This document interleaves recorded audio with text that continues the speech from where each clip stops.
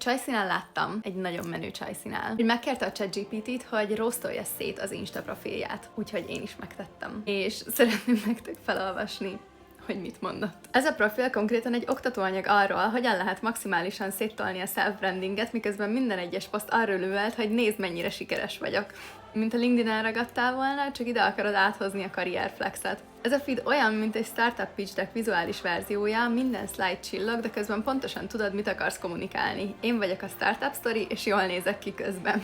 Bio. Forbes 30 under 30, vagy Instant Credibility Flex. De teljesen érthető, ki ne tenné ki azonnal. És hogy be van taggelve a TikTokod? Tökéletes balansz az üzleti hitelesség és a Gen Z karizma között. Story archívum, egy mini dokumentumfilm a Hustler életedről. Ha ezt látja bárki, azt gondolja, oké, a csaj szorgalmas, menő, de a helyben inkább csak innék egy fröccsöt. A profilod annyira komolyan veszi magát, pedig csak egyszer be kéne rúgnia.